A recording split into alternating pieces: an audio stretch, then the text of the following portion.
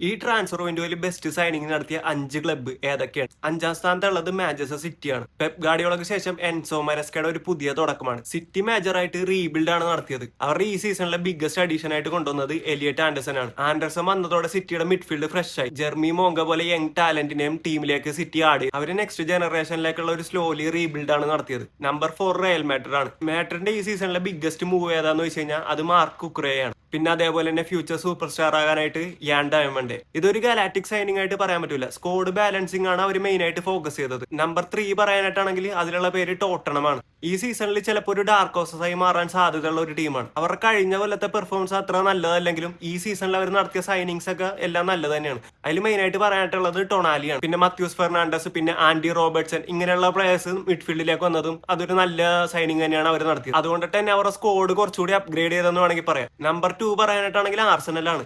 75 million കൊടുത്ത് Bruno ഗെമറസിനെ ടീമിലെത്തിച്ചത് അതൊരു serious business ആണ്. അതുകൊണ്ട് തന്നെ അടുത്ത സീസണിലേക്ക് ആർസനലിന്റെ മിഡ്ഫീൽഡ് നല്ല ബാലൻസ്ഡ് ആയിരിക്കും. നമ്പർ 1 വേറെ ആരുമല്ല, ചെൽസിയാണ്. ഈ സീസണിലെ ബെസ്റ്റ് സൈനിങ് നടത്തിയ ടീം അത് ചെൽസി തന്നെയാണ്. സാബി അലോൺസോയുടെ കീഴിൽ ഒരു പുതിയ തുടക്കമാണ് ചെൽസിക്കുള്ളത്. അതിൽ അവരുടെ ബിഗ്ഗസ്റ്റ് സൈനിങ് മോർഗൻ റോജേഴ്സ് തന്നെയാണ്. 117 ബില്യന്റെ ഒരു ഹ്യൂജ് ബ്രിട്ടീഷ് സൈനിങ് ആണ് അവർ നടത്തിയത്. മാർക്കോ പലസ്ട്രേ, ലോറിസ്, അങ്ങനെ യങ് ടാലന്റ്സിനെ അവർ ടീമിലേക്ക് ആടി. പിന്നെ അത് മാത്രമല്ല ഡാനി വെൽബെക്ക് പോലെ നല്ല എക്സ്പീരിയൻസ് ആയിട്ടുള്ള പ്ലേയേഴ്സിനെ അവർ ടീമിലേക്ക് എത്തിച്ചപ്പോൾ അവരുടെ സ്കോഡ് നല്ല സ്ട്രോങ് ആയെന്ന് വേണമെങ്കിൽ പറയാം. സാബി ഒരു കിടിലൻ ടാക്ടീഷ്യനാണ്. അപ്പൊ അടുത്ത സീസണിൽ ചെൽസിയുടെ ഒരു നല്ല റണ്ണ് കാണാൻ സാധിക്കുമെന്ന് പ്രതീക്ഷിക്കാം. ഈ 5 ക്ലബ്ബ് അല്ലാണ്ട് നിങ്ങൾക്ക് ഏതൊക്കെ ക്ലബ്ബാണ് ഈ സീസണിൽ നല്ല സൈനിങ് നടത്തിയിട്ട് നിങ്ങൾക്ക് തോന്നണത്?